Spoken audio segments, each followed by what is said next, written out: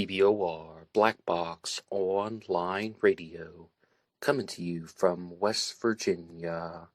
BlackBoxNid88 on Instagram for the bonus podcast.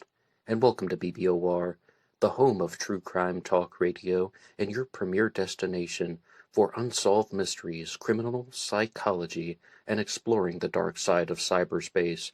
My name is Ned DeHaan, and I am your host, as well as the creator of AstroPsych 400 here on YouTube, and regular contributor to the Zodiac Killer channel. And a great way to support these shows is just by listening to some more content. But you can also go over to Amazon.com and have a look at the book Killer on a White Horse, written by me, Ned DeHaan. It is a novel, murder mystery, inspired by the Zodiac Manson connection, but it is indeed fictional. However, who doesn't love a good mystery? And there is always the TeeSpring page. Feel free to check out some of the merchandise. And remember, being weird is not a crime. Let the show begin. Okay, hello everybody. Today is Monday, another Zodiac Monday. Welcome to the show. How's everybody doing? Just a couple of quick announcements and reminders before we truly begin. The first is that we are closer and closer to a members-only podcast that will be coming out very soon, and the Black Box Online Radio membership is done through BuyMeACoffee.com. BuyMeACoffee.com is the website that allows you to make a donation or contribution to help support the show, and then anybody who makes a donation will get a shout-out on Zodiac Monday. And a bigger announcement is that I'm going to be doing an episode for the Anything Goes Friday segment this week about the Son of Sam, and I've done 2 episodes recently that have talked about some Son of Sam material, and I would like to do this next one as a Q&A session. So if you're listening to this one regularly as it comes out, feel free to drop your Son of Sam questions in the comment section down below, talking about David Berkowitz, the .44 caliber killer, as well as anything connected to Maury Terry and the Ultimate Evil, and anything that relates to this idea that there was some type of link between the Son of Sam shooter in New York and the Manson family in California. And then, as we will see in this episode, also looking at how some people try to connect the Son of Sam to the Zodiac Killer, as well as the Manson family to the Zodiac Killer. Anything that you would like to share, questions or comments are welcome. I'd also like to give a big shout out to Wheat Carr, who joined in on the Son of Sam discussions, particularly the episode The Death of John Carr, who was her brother, and she gave her own first-hand response to the most recent episode.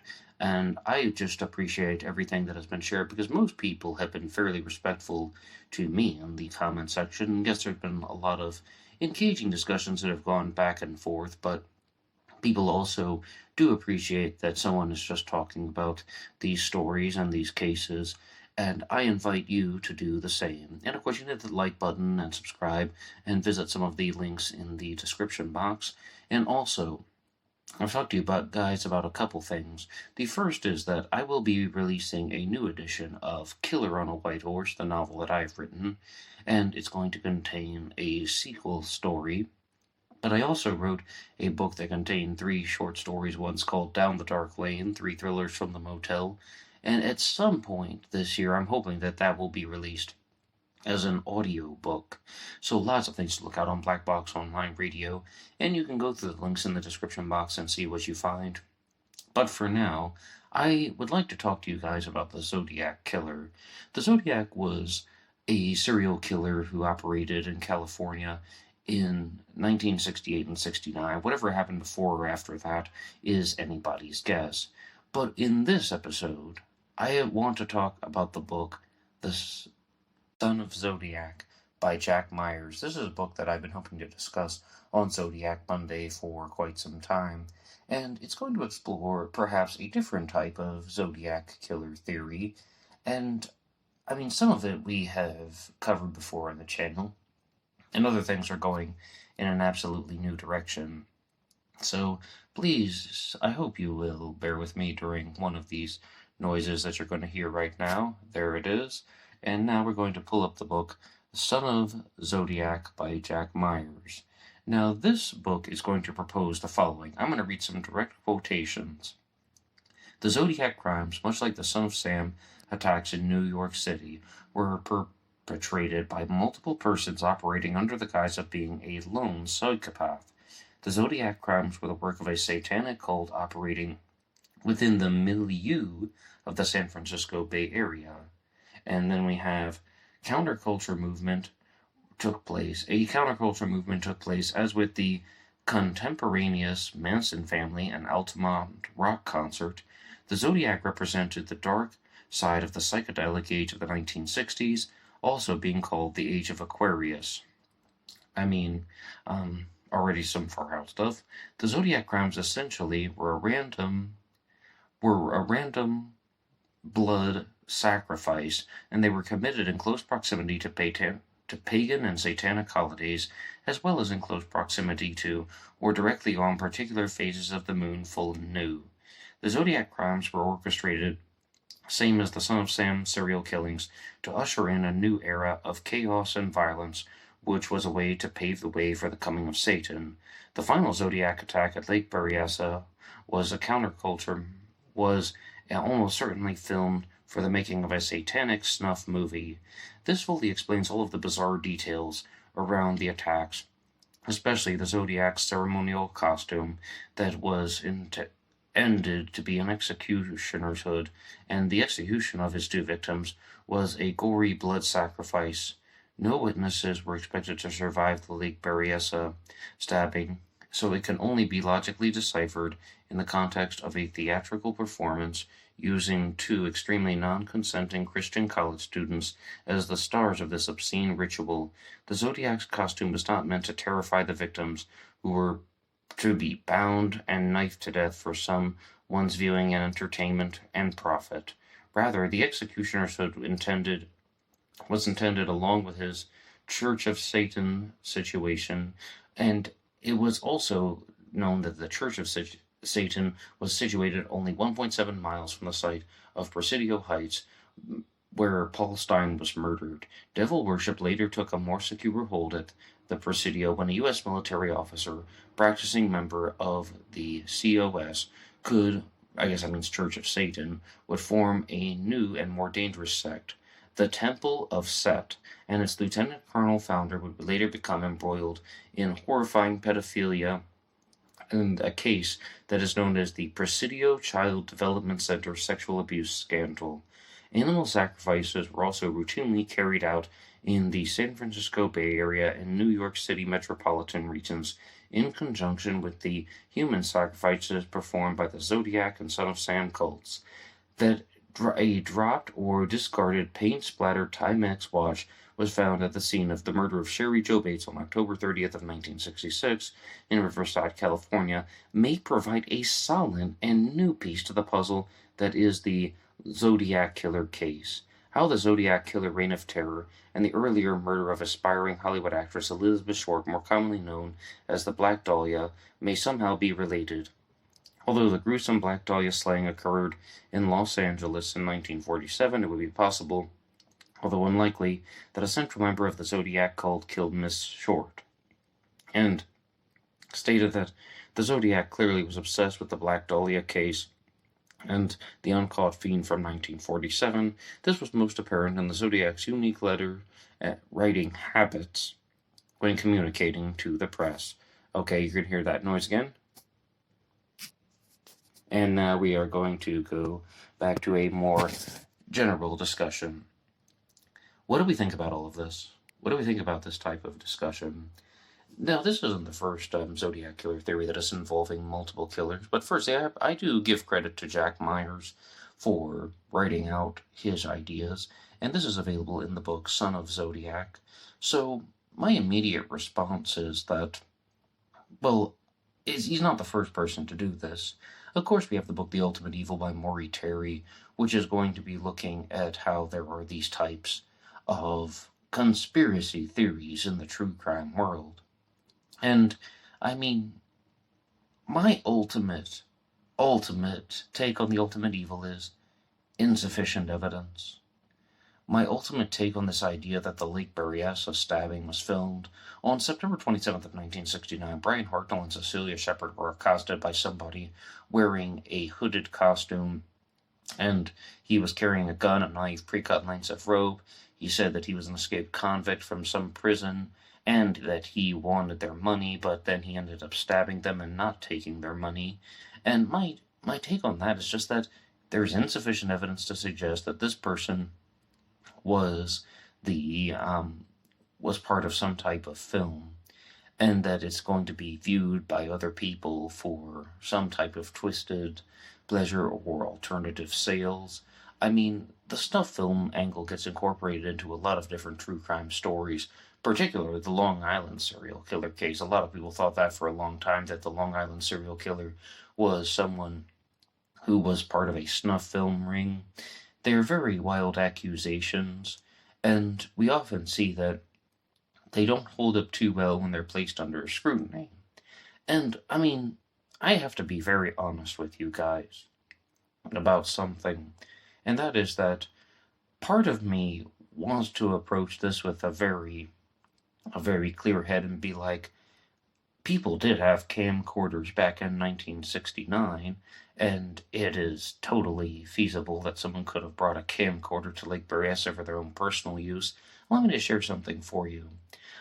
You've heard the story of Tom O'Neill in Chaos about how he approached Vincent Bugliosi, the prosecutor in the Manson family trial, and author of Helter Skelter, and he was writing the book Chaos, and he just asked for something off the record. I'm sure you've heard this story before, but he said, Vincent Bugliosi told Tom O'Neill that they discovered a camcorder in the house that Roman Polanski lived where Sharon Tate was murdered, and on the video, there was Sharon Tate being forced to have sex with two men against her will, and it was on a camcorder, and not a lot of people had camcorders in 1969, but they definitely exist.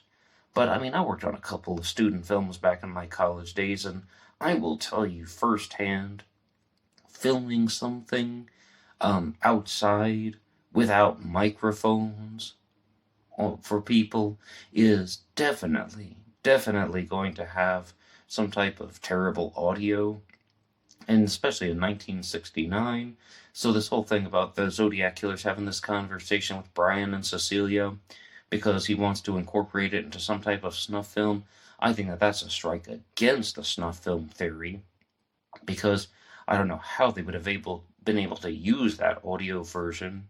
All that, I mean, that is something that has been brought forward by multiple people. And yes, one of them is Thomas Henry Horn, who's the author of The Myth of the Zodiac Killer. And I don't really want to share anything else about Horn's material, because he's talked about this on the Stones Unturned podcast, and almost any time I mention him, it diverts into some type of discussion about his personality as opposed to the facts of the case, so I don't want to have any distractions. But as far as this idea that Lake Berryessa was used as a snuff film, I've been approached about that by multiple people over the last 12 to 15 months. They just write it into the comments section, or they send emails to BlackBoxOnlineRadio at AOL.com, where you can, and they say that their theory is that they think that Lake Berryessa was a snuff film because the Zodiac Killer also had a very strong passion for movies, as we'll see from some later communications, particularly the Exorcist letter and the Badlands card. And it's also possible that the Zodiac was talking about movies in the 408 cipher, which came out much closer to the Lake Berryessa stabbing. The 408 cipher was mailed in 3 parts on July 31st of 1969, and some people think that when the Zodiac Killer said, "I like killing people because it's so much fun, it's more fun than hunting wild game in the forest, because man is the most dangerous animal of all," when the Zodiac wrote that out, he wasn't even talking about the book The Most Dangerous Game, or the short story. He was actually referencing one of the movies that had been made about it. And there's also a film called Bloodlust from 1961 that is just a little bit more contemporary in regards to the in regards to the Zodiac Killer case. I mean, 1961. There's also a movie that was done and then remastered, I mean, several years before about the most dangerous game. And it's decent production, but there is simply something that we can debate and discuss.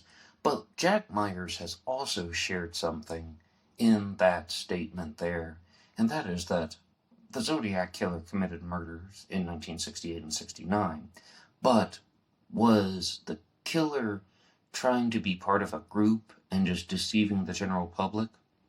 Was there somebody who was orchestrating the Zodiac murders and trying to make people think that it was one killer? And this is something that I thought about so much in the past. I mean, that was one of the strongest possibilities that I had entertained. That was the reason for all of these differences. I mean, I've talked to you guys so much about this because I thought, alright, it really seems like there are multiple killers and they're trying to make people think there was one killer, like some type of thrill kill club or group of people, and are trying to put together a set of homicides and deceive the general public because of all the differences in the crimes. So, my ultimate take on that is that the more I began to read and explore the Zodiac Killer mystery, I found that that was less and less of a likely possibility, but I always maintained that one person could have committed these crimes. Now let's look at some challenges to this type of organized group murder theory. Number one, only one person is necessary to have committed all the crimes. Number two, only one person is present at the crime scenes in each event. I mean, even at Lake Berryessa, one set of footprints was recorded and documented walking to Brian Hartnell and Cecilia Shepard, then walking back to Brian Hartnell's car, wrote a message on the car door. Only one voice is heard in the phone calls that was made. I mean, there's only one persona that's being shared, the Zodiac. Yeah, okay, maybe you have something like the Red Phantom in 1974 when the Zodiac signed a letter with Red Phantom, Red with Rage, but overall, only one person's activities are present. And, I mean, that's my honest take on the subject, and please share some ideas about what you think involving these type of group murder theories, multiple killers theories, because it will come up in the Son of Sam discussions as well. And I have to give a shout out to Manny Grossman, who's been very active in the chat on the Son of Sam episodes. And some of you guys might think that Manny is very tough on people in the comments section, but overall he has a balanced and level-headed approach to these types of conspiracies. Now I'm going to share something with you guys, and this is how we get pulled into conspiracy theories. This is how we even choose to listen to conspiracy theorists in the first place. And it relates to the presentation, because Maury Terrier was the author of The Ultimate Evil, the book that talked all about how there's some type of link between the Son of Sam and Charles Manson, and that there's this group called the Process Church that is committing these types of nationwide homicides. Okay, and there actually were several different groups that were connected to the Son of Sam case. First, the 22 Disciples of Hell, then the cult called the Children, and then the Process Church, which comes up also in Manson family discussions. But who really are these people, and what's really going on? Well, that's the whole point that I'm getting to. How do these conspiracy theorists pull us in? At first, they talk about connections among different worldly events, and you're listening to them, and you just want to know, what are they going to say next? And then you want to understand their worldview, and there are two reasons for this. One of them is curiosity. Let's face it, if you've listened this far into the episode, you're somewhat curious about what other people have to say. You're somewhat curious about these types of conspiracy theorists, or these types of true crime theories involving multiple killers connected to a cult and deceiving people. Yes, it gets your attention. And then it goes to a different level where you want to understand what they have to say, because I always remember this quotation: to debate someone, you have to understand them first. To debate someone, you have to understand them first. And this is beyond Jack Myers or Maury Terry. You could be talking about Alex Jones or Lyndon LaRouche and Webster Tarpley or Christopher Nemelka. Some of you guys might recognize that name. And you just simply want to know, like, what is this person's worldview? How do I challenge it? And then you're listening, and then you find out, well, okay, I don't agree with like the entirety of the conspiracy theory, but I think that he has a really good point about that.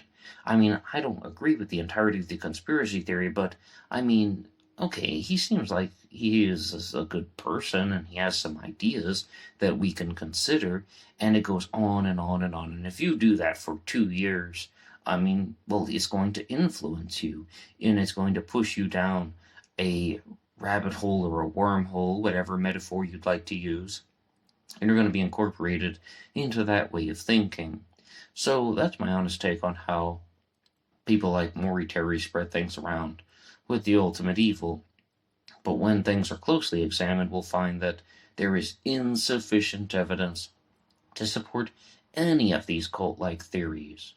But, I said that Jack Myers had some good stuff in his book, and another thing that he has offered is challenge questions. And you guys know that I love challenge questions, and I like talking to you guys about them here on BlackBoxOnlineRadio. Here's a challenge question about Lake Berryessa. There are actually 7 of them that I'm going to go through, because Jack Myers wrote out a list of 7 challenges about Lake Berryessa. The September 27th, 1969 Zodiac killer stabbing. Why does the killer choose daylight to strike, despite the greatly added danger? And this is because this was the only Zodiac killer crime that was committed in the day, the only time the Zodiac killer wore the hood, and the only time that we have the Zodiac symbol worn on the killer to the best of our knowledge, the only time the Zodiac committed a crime by knife. But why does the killer choose daylight to strike, despite the greatly added danger? Now, he's of course going to say so the murders could be filmed and it's part of a snuff film. Now, a lot of people out there think that the Zodiac killer committed the Lake Berryessa stabbing during the daylight because it was the only time that he could get away. Maybe he was married, maybe he had a family, or maybe he had people that he lived with, and this was the only time when he could commit the crime, and that people were watching him. I mean, countless people have proposed Zodiac suspects who were married with children. But also, even if some guy isn't married, maybe there were people who lived in his building or something, and it's the only time that he could commit the crime without any type of substantial time difference. So I tend to think more of that, and believe it or not, that is even mentioned by Gary Stewart in his book, The Most Dangerous Animal of All, when he talks about his suspect, Earl Van Best. And Gary Stewart is more or less a complete fraud, but that is a solid point, that the Zodiac murders were committed in this way because that was the only time that his suspect could get away from his wife. Question number 2. Why has the killer chosen such an unusual scenic spot on the tip of a small peninsula surrounded by an expanse of water? Why the wide open vista? Now, is this part of the scenery of a snuff film? Well, a lot of people think something to the contrary, and that is that they believe that the Zodiac killer wanted to use that area because he wouldn't be interrupted, even though there was the expanse and there was the peninsula that was right by the lake. I thought this about so many times. I've thought about this so many times. Well, couldn't somebody have seen him from across the lake? That didn't happen. To the best of my knowledge, I have not seen a single solid witness statement from someone who saw the Lake Berryessa stabbing from the other side of the lake. And even if they could, I mean, they probably couldn't make out the images too clearly, reasonably. I mean, like you could see what was going on, but the fact of the matter is, that worked. It was a secluded area. The victims were in a secluded area. And, I mean, that's like why I think that location was chosen, because it was secluded. Question 3. Why did the killer use a foot-long bayonet that was clumsy and required to have a wooden handle taped with cotton? That ridiculously big overkill knife could easily have been seen on camera. And that ties into the theory that this was all part of a snuff film. Now, here's a point, though. The Zodiac killer was not a murderer first. Firstly, he was a troll. Secondly, he was a domestic terrorist. And thirdly, he was just a terrible, disgusting individual. The Zodiac wanted to just draw attention to himself so he could write the letters and the ciphers and be a jerk with the newspapers. You know that, and I know that.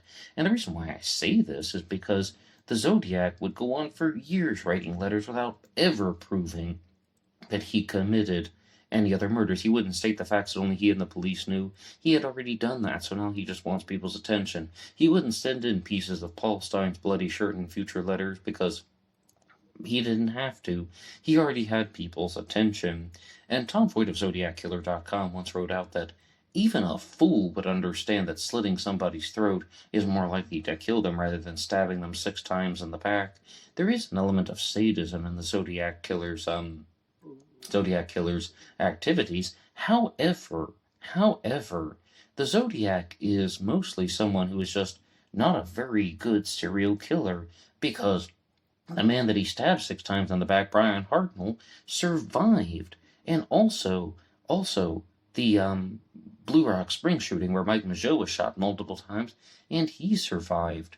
And I don't even think the Zodiac cared about killing people. I think that he just wanted to create this opportunity for him to talk about himself in the letters. And yes, I'm using that as some type of deduction based on the activities, but that's my honest take on the subject. Question 4. Why did the killer dress in black, looking like a hooded executioner, so that his face couldn't be seen? I mean, that's like a point that Jack Myers has offered. So that his face couldn't be seen, but he looked appropriately terrifying, satanic, and it was intended for the viewers, not the victims, the viewers. He wore the hooded costume so it could be filmed, so the murders could be filmed. Now, at this point, though, I think that perhaps there are several assumptions that are being used. Number 1, was this Lake Berryessa hood created specifically for the murders? Was it created specifically for the snuff film? Or did it exist previously and somebody just modified it in a very simple way by sewing on the Zodiac Killer cross and circle, as well as adding on the clip-on sunglasses? And I've produced numerous examples over the years of very similar costumes. I think the hood existed previously. Now, questions 5, 6, and 7 all get pushed into one. Why did the killer spend an inordinate amount of time conversing with the victims? Why did the killer hog-tie his victims? And why does the killer write the eerie message on the car door to taunt the police? Even better, to provide a dramatic ending. Now, I said they get pushed into one because I've talked with you guys about this a lot on the channel, and that is that I think the Zodiac Killer was an avid reader of true crime books and magazines, and I think that the Zodiac followed magazines very closely, more so than literature.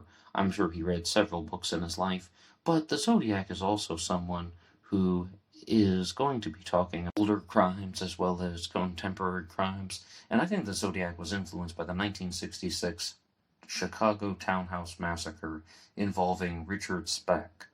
And that's what I think the inspiration for a lot of the actions in the Lake Berryessa stabbing were, as opposed to a snuff film, because the dialogue that was used by the Zodiac Killer is very similar to Richard Speck when he says that, all I want is your money, I'm trying to get to Mexico.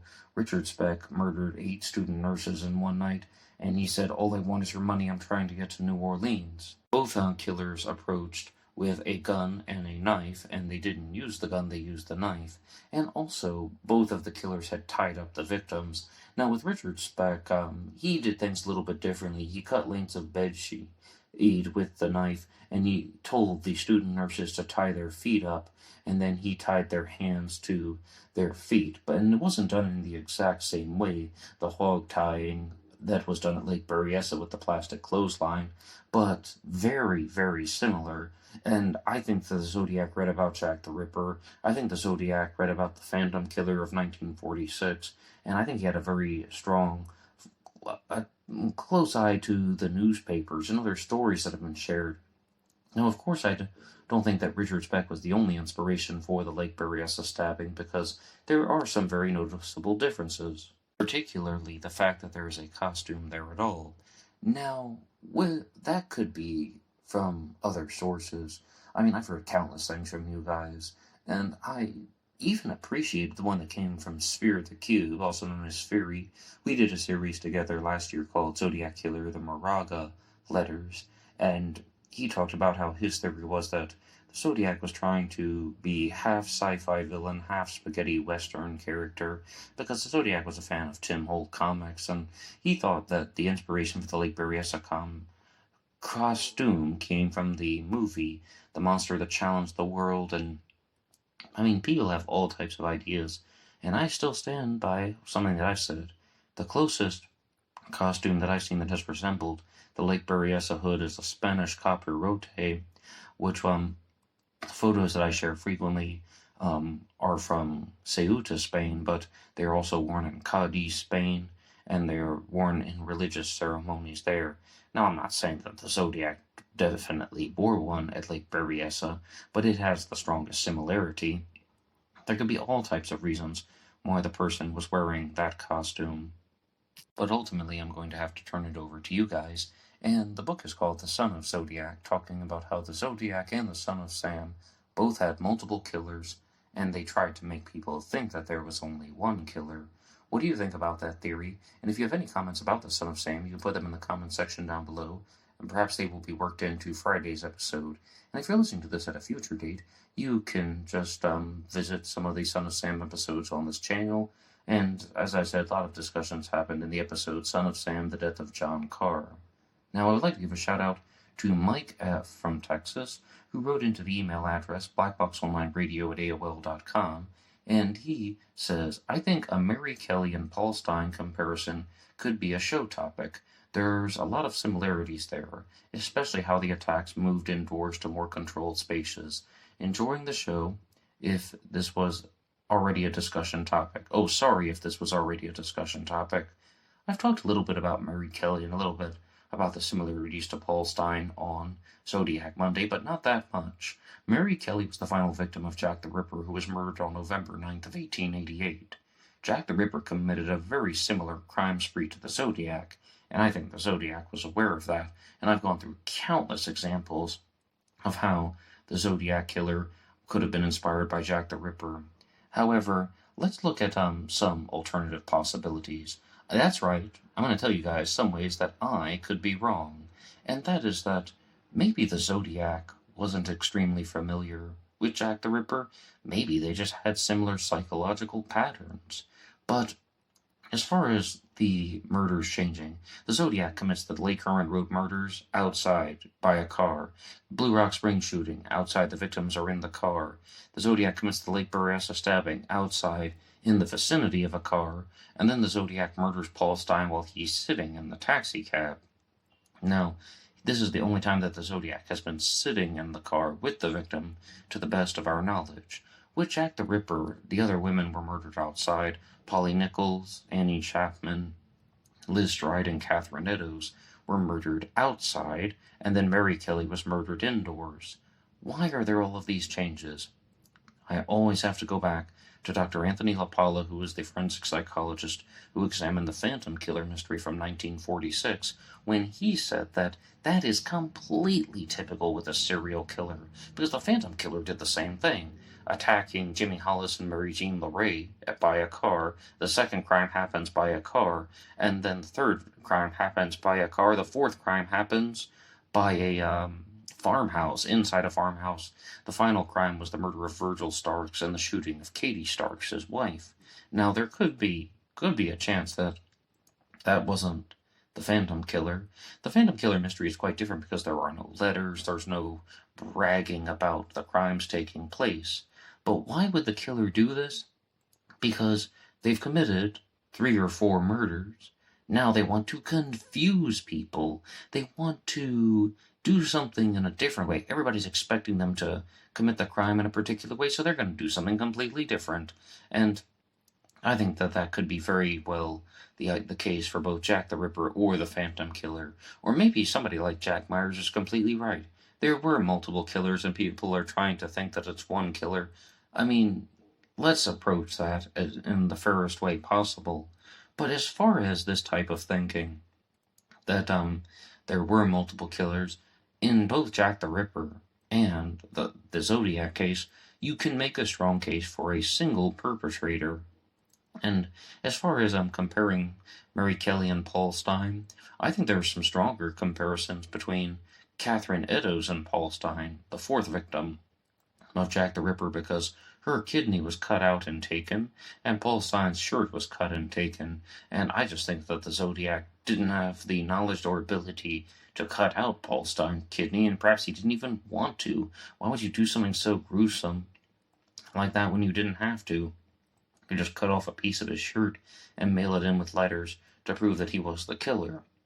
Because in the From Hell letter, which was allegedly written by Jack the Ripper, the person who wrote that sent in half of a kidney that came from somewhere, saying that it was the kidney of Catherine Eddowes. But with Mary Kelly, there's this theory formed that she was the target. It was all about her. And with Paul Stine, some people think that he was the target, and it was all about him. These theories come up from time to time, but they aren't expanded upon in a very detailed way.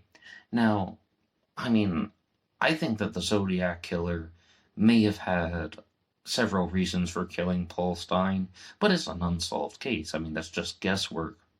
Randy Kenny, who brought Louis Myers forward as a Zodiac suspect, talked about how he thought that Paul Stine was killed for drug money, that the Zodiac was killed him so he could steal his wallet, and then he was just using that for drug money. But I don't think Paul Stine would have had that much money on him at the time. And then there were other people out there who think that Paul Stine was murdered because he was a witness to something Zodiac related in the past, and also as a taxi driver he would have been driving people to various locations.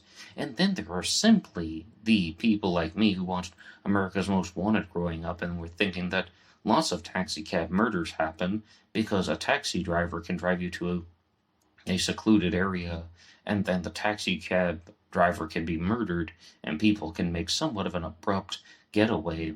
So I tend to lean more toward that. And yes, they did a whole feature about taxi cab murders on America's Most Wanted with John Walsh growing up. They even said that that's the most dangerous profession in America. It used to be a soldier back in the days of the Revolutionary War, but now in America the most dangerous profession was that of driving a yellow cab. But overall, I think that that's the comparisons really are just that there are differences. The killer is now trying to commit the crime in a confined space in an uninterrupted way, spending the most amount of time handling the victim's body. Paul Stine's body was handled more than Cecilia Shepard's, and Mary Kelly was definitely the most mutilated and eviscerated victim of Jack the Ripper. Now, the Zodiac didn't do anything like the mutilations that the women experienced in 1888, but there is definitely a lot of physical contact with Paul Stine's body. You do have a killer that is growing in confidence in both situations. But I'm going to also say something nice about Jack Myers and the Son of Zodiac book. This is an unsolved case. Multiple killers is possible, even though you can tell by the way I'm talking I don't lean that way now, but it's definitely possible. Now, as far as a concluding note, I just want to share something with you guys.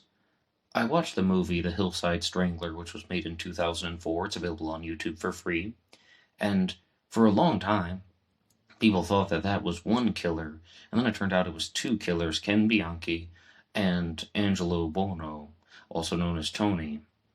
And that was an example of when they thought there was a single person and it turned out to be more than one person.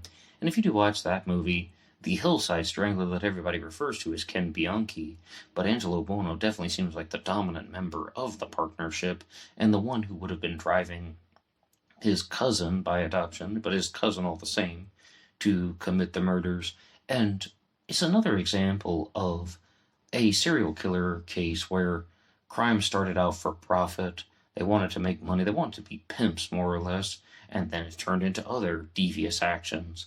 And there's even this whole discussion about Angelo Buono and his abusive childhood, as well as the abuse that he also committed against his mother, even trying to murder her once unsuccessfully. and that these destructive actions just simply got out of control. I mentioned Richard Speck already, and I always bring up Richard Ramirez in these discussions. These are just two guys that got out of control. I mean, Richard Speck and Richard Ramirez, Ken Bianchi, Angelo Bono, the Hillside Stranglers, they were jerks, and they went too far. And with the Zodiac, I think that Zodiac was a jerk, but I definitely think that he wasn't the same type of criminal deviant. I think he was a more secretive criminal deviant as opposed to a brash and brazen one. But thank you to everyone who has contributed material for this episode. Please look out for the Son of Sam Q&A session on the Anything Goes Friday segment. And please share anything you want in the comment section about David Berkowitz, Maury Terry, The Ultimate Evil, Son of the Zodiac. Thank you to Jack Myers for providing some of the source material for this episode. And that will be all for me now. Anybody can write the show at BlackBoxOnlineRadio@AOL.com. You can also get me on Facebook. My Facebook is in the description box. And I will see you over on Instagram. Goodbye.